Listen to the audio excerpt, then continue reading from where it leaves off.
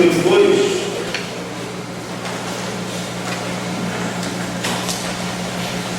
As crianças podem sair nesse momento, para que saiam pequenos adoradores. Filipenses capítulo 2, verso de número 5.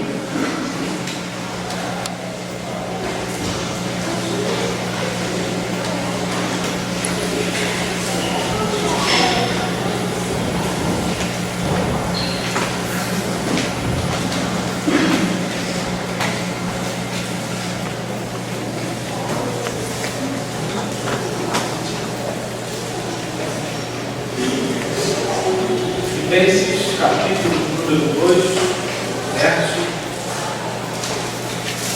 número 5. Diz assim o texto sagrado: Tende vós o mesmo sentimento que houve em Cristo Jesus, que existindo em forma de Deus, não considerou o fato de ser igual a Deus algo a que devesse se apegar, mas pelo contrário, esvaziou-se a si mesmo, assumindo a forma de servo e fazendo-se semelhante aos homens. Assim, na forma de homem, humilhou-se a si mesmo, sendo obediente até a morte e morte de cruz.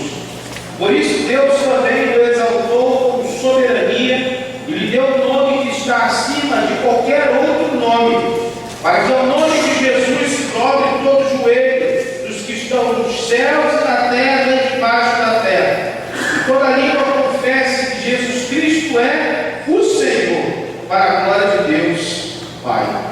Amém.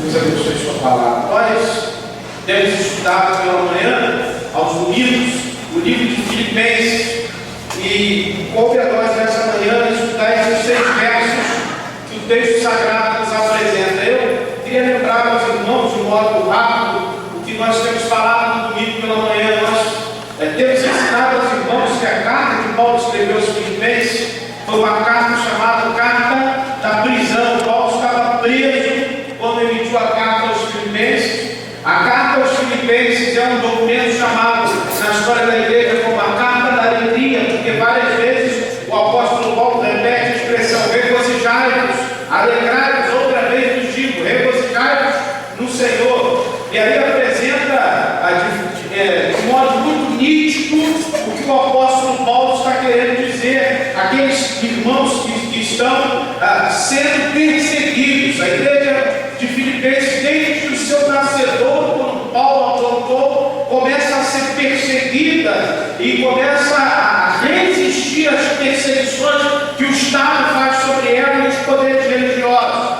Paulo é preso por esses poderes religiosos, é preso por esse Estado, e ele escreve a esses irmãos que estão sendo perseguidos, dizendo a esses irmãos: não deixem que as perseguições, as durezas desse tempo presente tirem a alegria de vocês. Olhem para mim, que sou preso no Senhor, que estou alegre, se regozijem comigo. Um paradoxo tremendo lá. Mesmo com a liberdade cerceada, Paulo está escrevendo às pessoas que estão livres e as exortando a viverem em alegria. E aí, isso é uma coisa para a gente hoje que nós devemos pensar, né?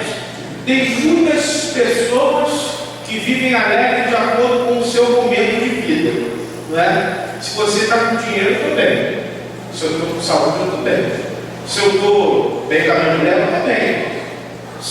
A alegria dessa pessoa está ligada ao seu exterior, quando que a alegria do Senhor não é algo ligado às circunstâncias que nos abatem ou interpelam a nossa vida, mas a alegria do Senhor é a nossa, porque a alegria é o fruto do Espírito, não é?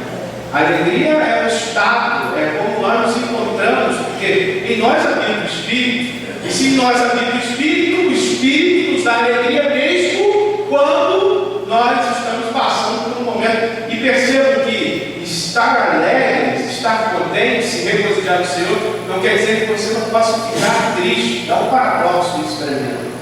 A alegria não é no sentido de de não ter problema, não ter dificuldade, não se sentir em algum momento abatido, mas é você saber em quem você confia. Porque muito crente, quando começa a passar pela provação, começa o quê? Murmurar, reclamar, resmungar, praguejar a Deus, né? E isso de fato demonstra que a sua confiança não está de fato alicerçada no Senhor.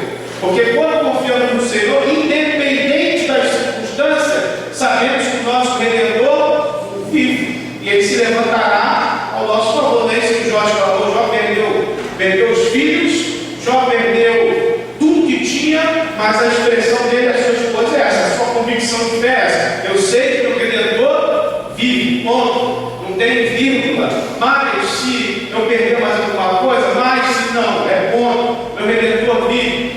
E aí Paulo escreve essa carta à igreja que ele mais amou pastorear, a igreja de Filipenses.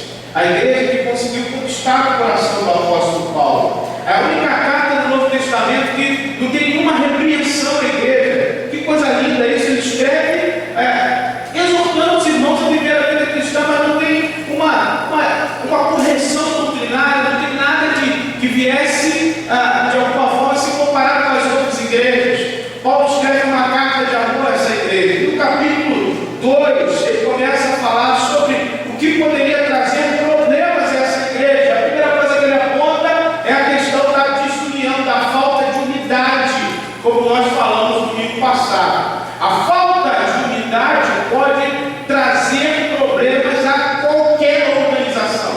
Uma organização que não consegue ter os seus olhando para o mesmo foco, indo para o mesmo rumo, juntos, ela está tendenciosa a fracassar, ela está prestes a fracassar, porque se cada um puxa para um lado, a coisa nunca tem uma força em comum. E por isso eu falei no domingo passado pela manhã, é o problema da democracia. A democracia do Brasil é um problema por isso, porque a democracia sempre parte do pressuposto que é o melhor para todos, não que é melhor para mim. Mas o problema é que nós somos seres individualistas, nós estamos tão, vamos dizer assim, abatidos com esse tempo presente, tão influenciados por esse tempo presente, que nós não pensamos no que é o melhor para todos, mas no que é melhor para... Então, o que é melhor para mim, não importa que seja melhor para o outro, eu quero saber do outro, eu quero saber de mim. E a democracia não funciona por isso, porque a democracia não é o que é melhor para mim, é o que é melhor para todos. E aí, nós tivemos o mesmo problema com batistas, porque a democracia do meio batista deveria funcionar ao contrário, mas infelizmente não é. Porque sempre é a mesma coisa, partir do pressuposto que é melhor para mim, e não o que é melhor para todos. E aí está o problema. E o problema mais enfático ainda é porque na Bíblia do Novo Testamento, a única vez que teve democracia, crucificaram Jesus. Porque a democracia, irmãos, nunca foi vontade de Deus. A vontade de Deus sempre foi a democracia. Ele manda, o resto obedece. Não é assim? Sempre foi assim? A vontade de Deus é essa, que Ele manda e mais obedece. Mas, como nós queremos andar, como queremos andar, a gente vai querendo fazer a nossa vontade. Não é? Então, o grande problema da falta de unidade é porque a gente não consegue ter unidade em meio às nossas diversidades. O que é ter unidade em meio às diversidades? Nós podemos pensar diferente, nós podemos ser pessoas diferentes, seremos e somos, mas isso não pode convergir para a desunião, mas isso tem que chegar a um ponto comum, de modo que a gente caminhe junto. E essa é a nossa dificuldade. Que a gente não consegue entender isso, e as nossas diferenças acabam nos desunindo porque cada um puxa a sardinha para o seu lado. E em reunião de liderança, de ministérios, então é uma coisa interessante. Eu já falei isso aqui quarta-feira e falo de novo. Porque a pessoa chega na reunião do ministério, ela acha que o seu ministério é o único ministério da igreja. Né? Então, sempre acha que ela tem que ter mais do que o outro. Né? Não olha o todo, olha parte. E a igreja, irmãos, é o todo. Por isso que eu falei no início que, mesmo sendo um culto dirigido pelos adolescentes, não é um culto somente para os adolescentes, é um culto da igreja. A igreja deve participar, a A igreja deve caminhar junto com os adolescentes, não abandonar, não simplesmente, é dos adolescentes, é dos jovens, é da melhor idade, é uma igreja, é um todo, é um trabalho individual, não é uma secção, não é uma separação, não é parte do todo, porque nós temos que andar juntos, e por isso é imprescindível que a gente entenda isso. Paulo diz que isso é um problema para desunir para desorganizar, desestruturar qualquer tipo de organização e estrutura. E aí ele começa e entra no verso número 5, citando o exemplo de Jesus, que é tremendo isso, irmão. Jesus, Deus e o Espírito desde a eternidade convivem juntos em comunidade. Eles sempre existiram, sempre emanaram, sempre conviveram e de modo pleno, harmonioso, para nos demonstrar como deve ser. Cada um exercendo a sua função, o seu papel, mas não tendo nada que pudesse desabonar a sua comunhão. Que coisa linda isso! E aí Paulo inicia falando sobre isso no verso 5. Tende em vós o mesmo sentimento que houve em Cristo Jesus. Verso 6. Que existindo em forma, e aqui está o diferencial do grego.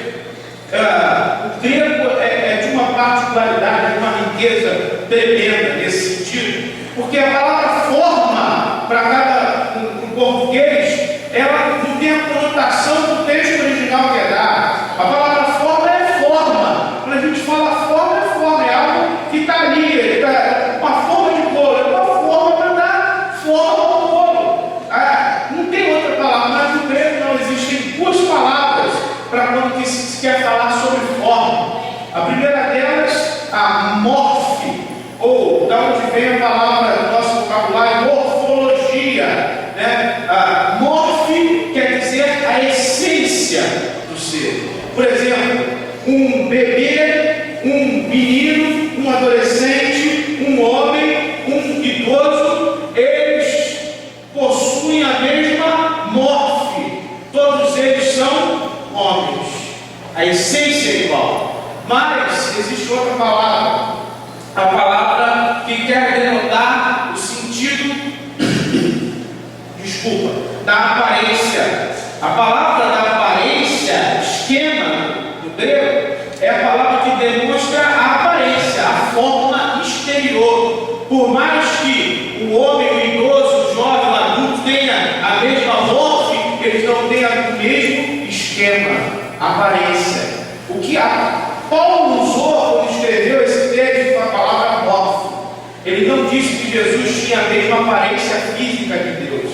Ele disse que Jesus tinha a mesma essência de Deus. Sabe o que ele estava querendo dizer com isso? Que Jesus era tão Deus como o próprio Deus. Ele estava dizendo que Jesus era tão divino quanto o Pai. Ele estava enfatizando a divindade de Jesus, que mesmo Jesus tendo se tornado homem, ele não perdeu a sua essência, ele continuou sendo Deus. Mas mesmo ele tendo a essência e sendo Deus, diz Paulo que ele se humilhou. Ele se humilhou à vontade do Pai. Porque Jesus, quando esteve encarnado, ele estava submisso a uma missão. Ele tinha um alvo, ele tinha um foco, ele tinha um objetivo. O objetivo dele era a cruz, morrer, pagar o preço pelos nossos pecados.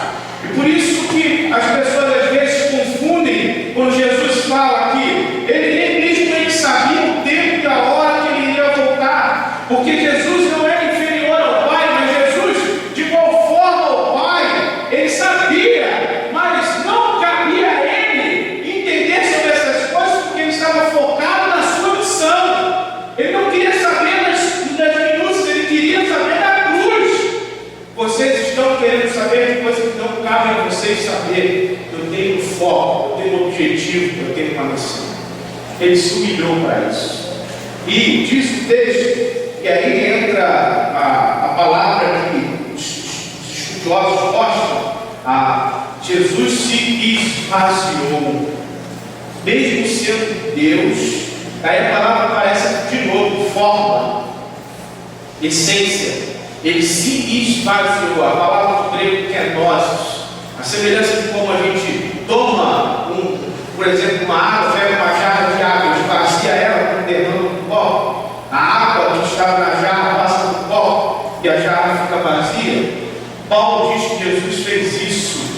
Ele se esvaziou e foi submisso a Deus até a morte de cruz. E isso é muito bonito, porque a Trindade coexistindo, mas mesmo sendo igual, Jesus preferiu tomar forma de homem e se humilhar. Ou seja, ele era o dono da terra, ele era o dono de todas as coisas, ele ajudou a criar o homem, e agora ele seria um homem. Imagina isso, ele criou o homem, das mãos dele foi feito um homem, ele soprou no homem o fôlego da vida, e agora ele se tornaria um homem. Isso é uma demonstração de humildade.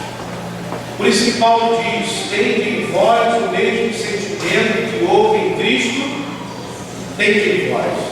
E aí, tende em vós, não por esquema, não por exterior, não para que as pessoas vejam o que você está fazendo. Porque o Jesus, nosso Senhor, disse que o que faça a mão direita não saiba. Não precisa ir para o meio da rua e falar alto em público para que as pessoas vejam. Isso faz parte da religiosidade pagã de Jesus. Porque vocês não são transformados pelo exterior, mas são transformados pelo interior. É a essência que tem que mudar, não é a aparência que tem que mudar. Por isso que eu tenho muita dificuldade com o evangeliquez gospel. Pessoas que se travestem de crentes, se amoldam um estereótipo, e aí o crente fica rotulado daquela forma. A necessidade de mostrar que é crente, de falar com crente, mas não de viver com crente. Ou seja, o estereótipo não é o plano de Deus. O plano de Deus é que nós sejamos de fato, temos o mesmo sentimento, a mesma essência do homem em Cristo Jesus. Irmãos, sabe por que Jesus se humilhou? Sabe por que Jesus? Sabe o que levou Jesus a fazer isso? O amor. O amor, o maior de todos, diz Paulo lá escrevendo aos Coríntios.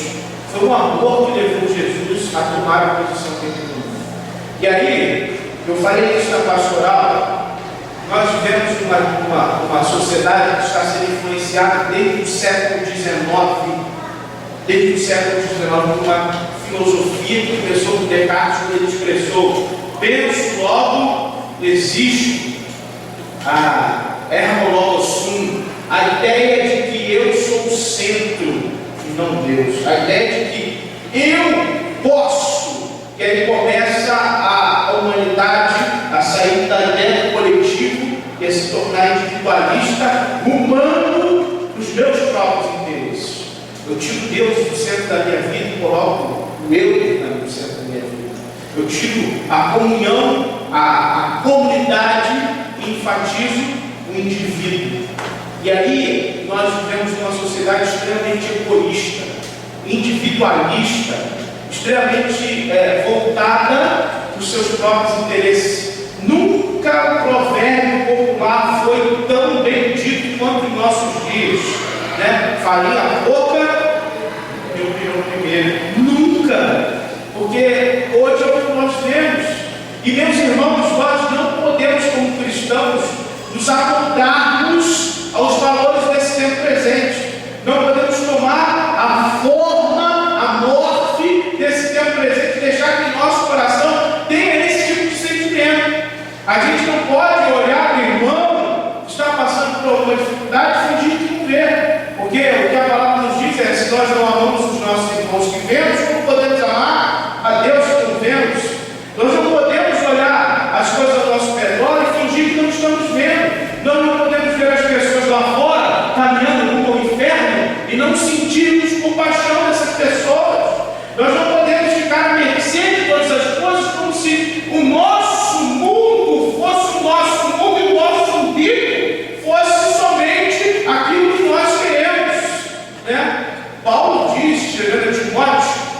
final dos tempos haverão homens gananciosos, amantes de si mesmos, que quando ouvirão a sã doutrina, terão comichão nos ouvidos, darão ouvidos à doutrina de demônios, serão gananciosos.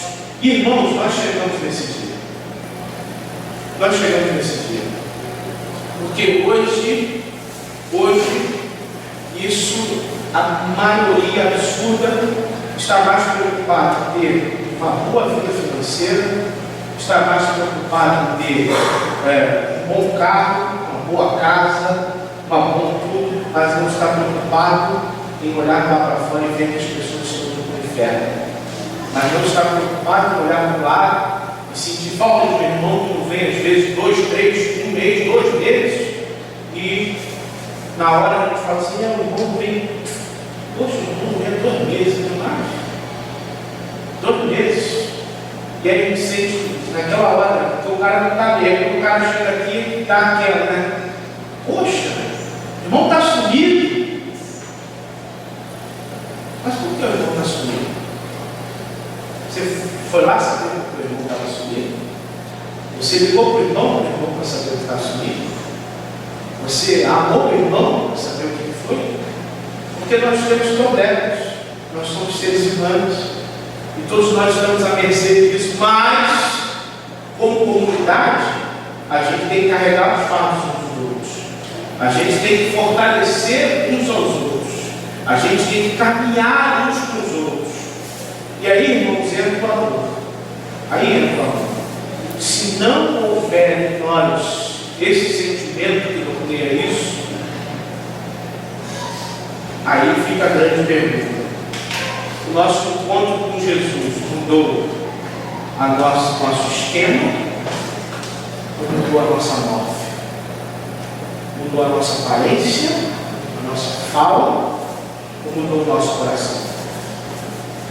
Porque se nós temos o mesmo sentimento que eu vi em Cristo Jesus, é impossível nós olharmos as coisas e fingirmos que não vemos.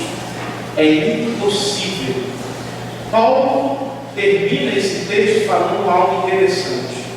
Porque Jesus se humilhou, conforme ele pagou o preço, Deus o exaltou sobremaneira. Ele deu o nome que está acima de todo nome, para que o nome de Jesus, todo joelho se dobre, toda língua confesse que Jesus Cristo é o Senhor, para a glória de Deus Pai. E aqui está a palavra diferencial desse verso, número 11. Senhor, Kyrios. Jesus ganhou o nome na igreja neotestamentária de Kyrios.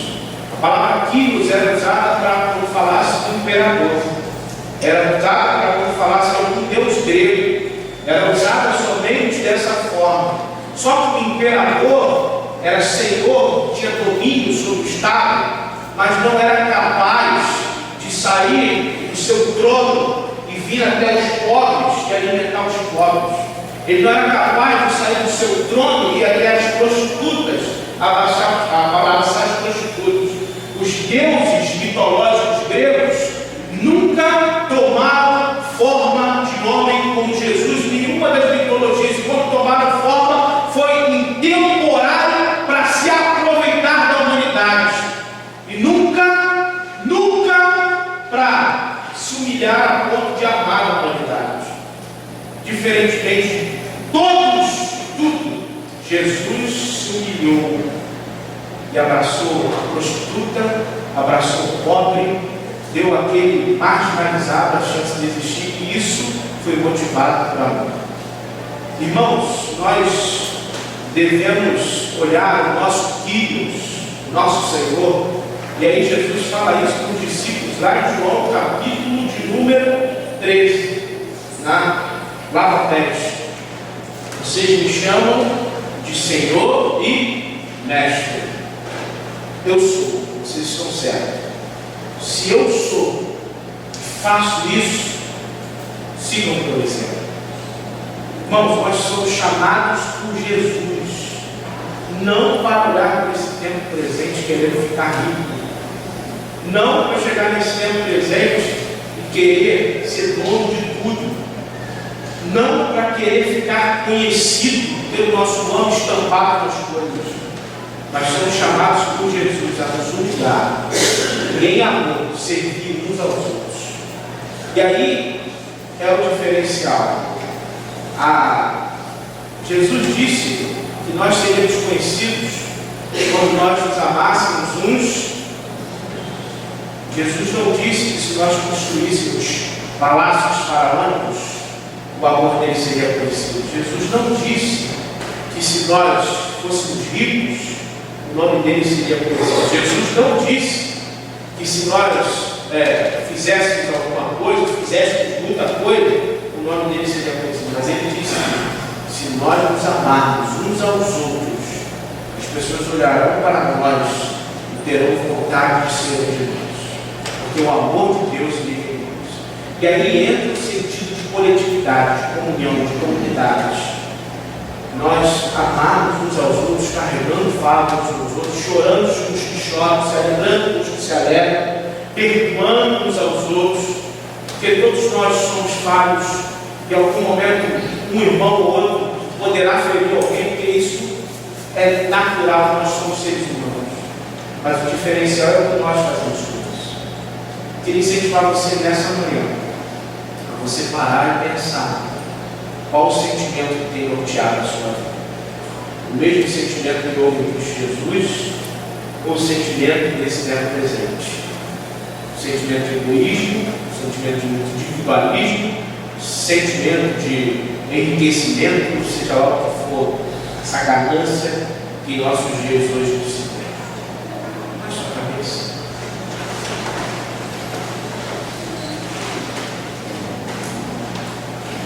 Essa semana eu orei muito a Deus, pedindo a Deus que pudesse abrir os nossos olhos, porque nossa luta não é contra a carne e sangue.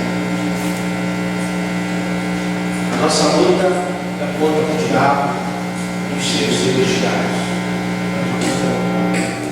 O diabo e os seres celestiais estão soltos, destruindo vidas, ceifando vidas,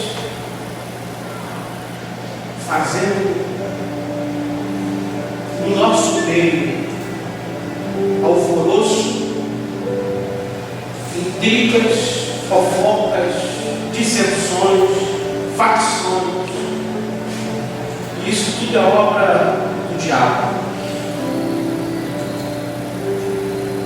A minha oração é que nós possamos entender que em nós deve existir o mesmo sentimento que houve em Cristo Jesus.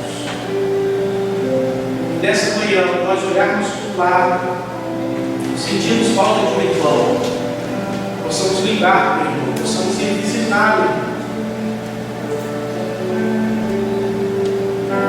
possamos chorar com os que choram, celebrar com os que se alegram, ajudar uns aos outros dentro. Esse é o sentido de ser comunidade. Senhor,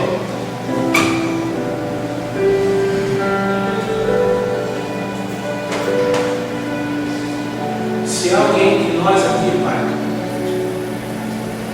que precisa liberar perdão ao algum irmão, Deus, que nessa manhã o teu Espírito possa ajudá-lo a fazer. Se há alguém de nós aqui, Senhor Deus, que precisa, Senhor Deus, da tua graça em alguma dificuldade que esteja enfrentando, ó Deus, que tu receba de ti. Ó Deus, pedimos ao Senhor todo tipo de intriga, todo tipo de fofoca, tudo aquilo que não provém do Senhor, cai por terra no nome de Jesus, porque isso é obra de Satanás. Nós somos igreja tua, Senhor. Nós somos filhos teus. Em nós deve existir o mesmo sentimento que houve em Cristo Jesus.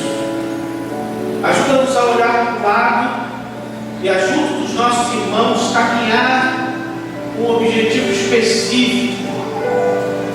Ó Deus, fazer com que o teu reino seja expandido nessa terra.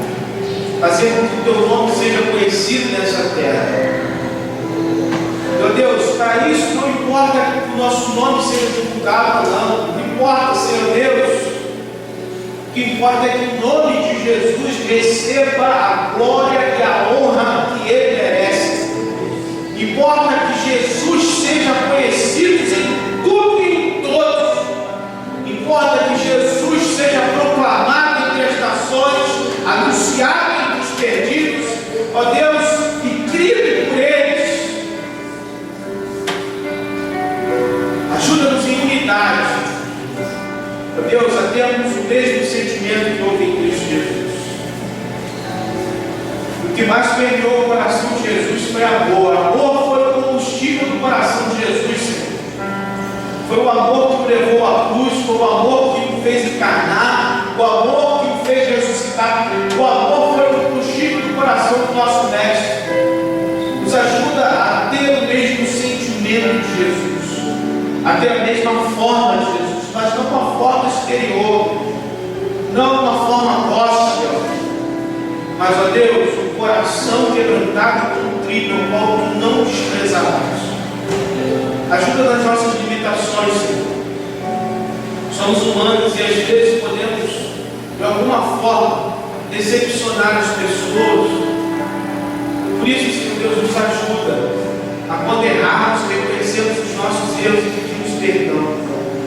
A sermos humildes ao ponto de ir até o irmão e, ó Deus, pedir perdão. Nos ajuda, Senhor Deus, a juntos caminharmos, tendo em nós o mesmo sentimento que houve em Cristo Jesus. Fica conosco, nos abençoa. É o que nós te rogamos e fazemos em nome de Jesus. Amém. Amém? Um abraço para o seu pessoal.